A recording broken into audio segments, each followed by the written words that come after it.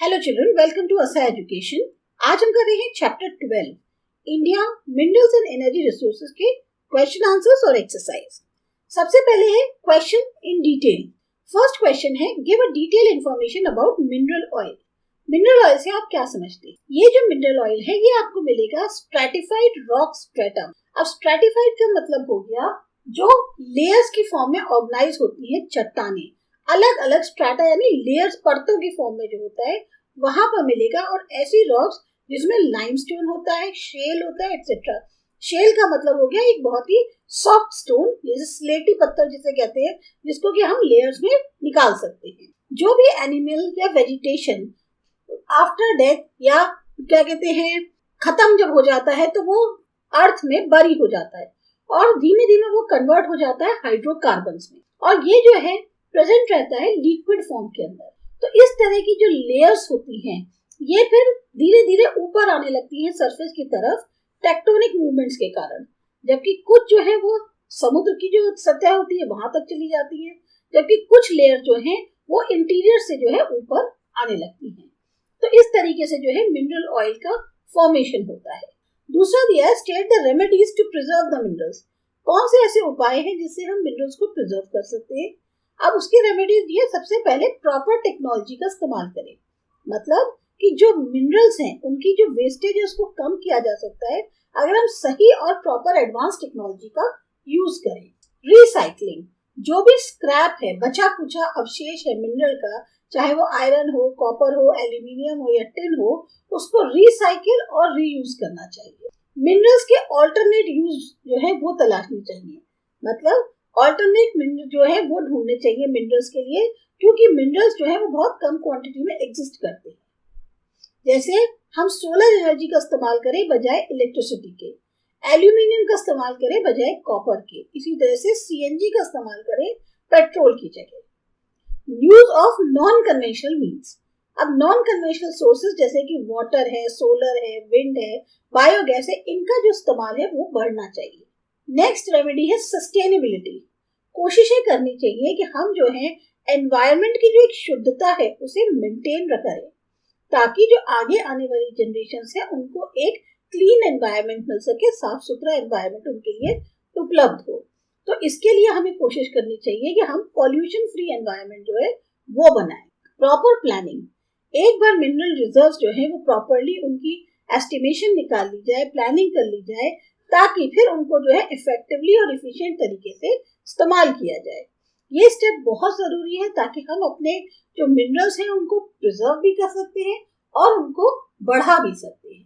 Third question है right about electricity in brief. अब आपको इलेक्ट्रिसिटी के बारे में बताना है। इलेक्ट्रिसिटी बेसिकली उसका आविष्कार हुआ था इंडस्ट्रियल रिवॉल्यूशन के टाइम पे। इसका इस्तेमाल इंडस्ट्रियल पर्पस के लिए और डोमेस्टिक पर्पस के लिए करते हैं।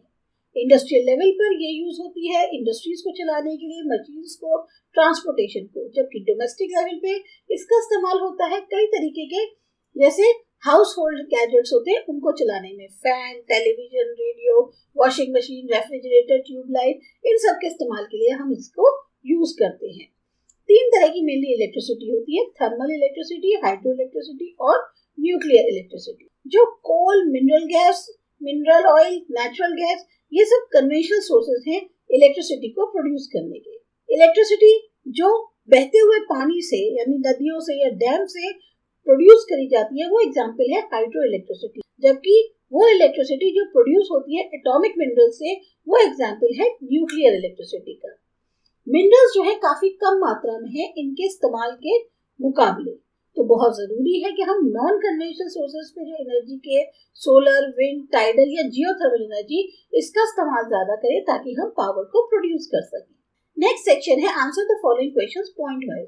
आपको यहाँ बताना है यूजेस ऑफ लाइमस्टोन। लाइमस्टोन बहुत ज्यादा मात्रा में इस्तेमाल किया जाता है सीमेंट के प्रोडक्शन में। इसका इस्तेमाल आयरन को पिघलाने में, chemical industry, soda ash, soap, colour chemicals, building construction, paper और शुगर रिफाइनिंग में भी किया जाता है। अगला क्वेश्चन है माइका के बारे में बताइए। माइका जो है इंडिया इसमें फर्स्ट रैंक में आता है माइका प्रोडक्शन के लिए पूरी दुनिया के अंदर। ये फायर रेजिस्टेंट होता है और बैड कंडक्टर ऑफ इलेक्ट्रिसिटी माना जाता है।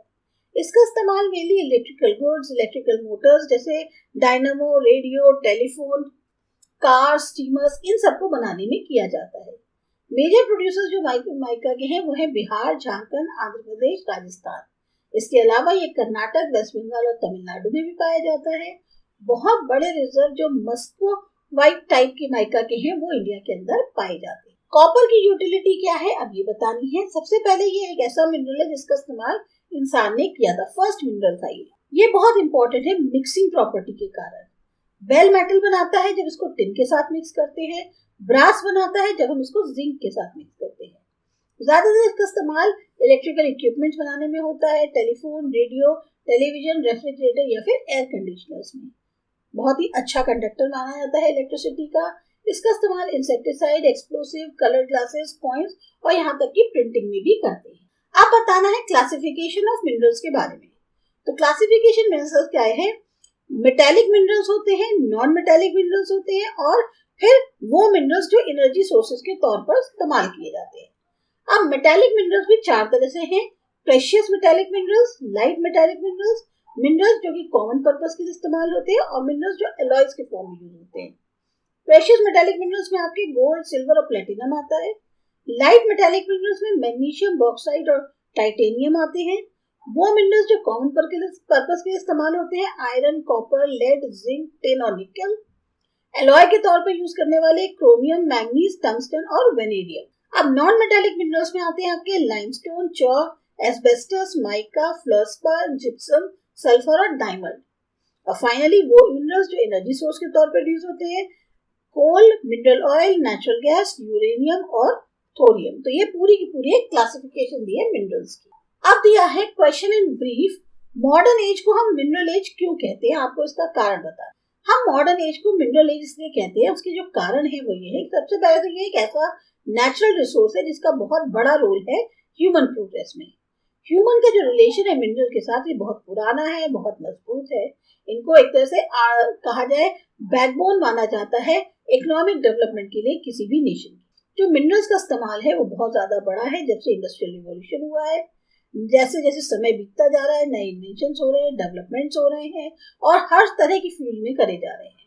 ये सारे जो इन्वेंशन और डिस्कवरी हैं इससे क्या होता है, जो प्रोडक्ट्स प्रोड्यूस होते हैं वो हमारी जरूरतों को पूरा करते हैं। बहुत सारे गैजेट्स, व्हीकल्स, सर्विसेज, ये सब जो है इसमें इस्तेमाल होते हैं अगर पहले के पास से कंपेयर किया जाए। और इन सब में किसका इस्तेमाल होता है? मिनरल्स का। इसीलिए हम कहते हैं कि मॉडर्न एज जो है वो जो है एक मिनरल एज। नेक्स्ट है जो यूसेज है नॉन कन्वेंशनल एनर्जी का, उसमें इतनी ज्यादा बढ़ोतरी क्यों हो रही? तो जो कोल और या मिनरल ऑयल है ये कन्वेंशनल तो है पर ये नॉन रिन्यूएबल रिसोर्सेज हैं एनर्जी के, बहुत ही सीमित मात्रा में अवेलेबल है और एक दिन होगा कि वो खत्म हो जाएंगे। अब वर्ल्ड को जो है ऐसे मीन्स की जरूरत है जिससे इनको संरक्षित किया जा सके और साथ ही साथ ऑल्टरनेटिव सोर्स ढूंढा जाए इस तरह की एनर्जी का। इसमें आती है आपकी wind, solar energy, biogas, tidal energy और जियोथर्मल एनर्जी। ये सारी रिन्यूएबल एनर्जी रिसोर्सेज हैं और इनएग्जॉस्टेबल एनर्जी रिसोर्सेज हैं, मतलब कि ये जो है कभी खत्म नहीं होंगे। बहुत सारी कंट्रीज ने इसका इस्तेमाल करना शुरू कर दिया है जैसे US, Russia, France, Canada, Australia, Netherland, Japan. 1981 में इंडिया ने भी commission for additional sources of energy बनाया था ताकि आप पहचान सकें रिन्यूएबल रिसोर्सेज जो एनर्जी के उनको यूज किया जा सके। गुजरात में गुजरात एनर्जी डेवलपमेंट एजेंसी गेडा इसका जो है इस्तेमाल कर रहे हैं, या कहना चाहिए ये जो है एजेंसी जो इस डायरेक्शन में काम कर रही है।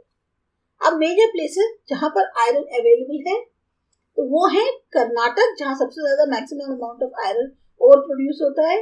फिर इसके अलावा आपका ओडिशा, झारखंड, छत्तीसगढ़ और आंध्र प्रदेश में भी अच्छी क्वांटिटी में मिलता है। आयरन ओर जो है आपको मिलेगा गोवा, राजस्थान, तमिलनाडु, महाराष्ट्र, मध्य प्रदेश, केरला, उत्तर प्रदेश और असम में। कौन से स्टेट्स हैं इंडिया के अंदर जो मैंगनीज प्रोड्यूस करते हैं?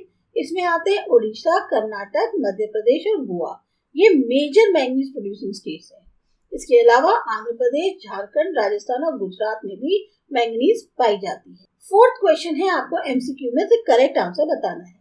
एक स्कूल है पालमपुर में जो ये जानना चाहता है कि वो आज दिखाना चाहता है बायोगैस प्लांट अपने स्टूडेंट्स को क्लास 10 के, तो कौन सी नियरेस्ट प्लेस जो है वो सेलेक्ट करेगा? तो इसका आंसर है धोरन। दूसरा है कुछ ऑफिसर्स जो गवर्नमेंट ऑफ इंडिया के हैं वो गुजरात विजिट करना चाहते हैं ताकि पॉसिबिलिटी देख सके जियोथर्मल एनर्जी के इस्तेमाल की भविष्य में गुजरात के अंदर। कौन से प्लेस को उन्हें नहीं जाना चाहिए? सपुतारा। करेक्ट पेयर्स आपको बताने हैं और उसका आंसर ढूंढना है।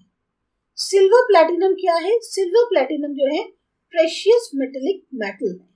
मैग्नीशियम और टाइटेनियम ये लाइट मेटेलिक मिनरल्स हैं। लेड और निकल मिनरल कॉमन यूज के हैं और टंगस्टन और वेनेडियम जो है मिनरल जो कि मिक्स्ड फॉर्म में इस्तेमाल किए जाते हैं।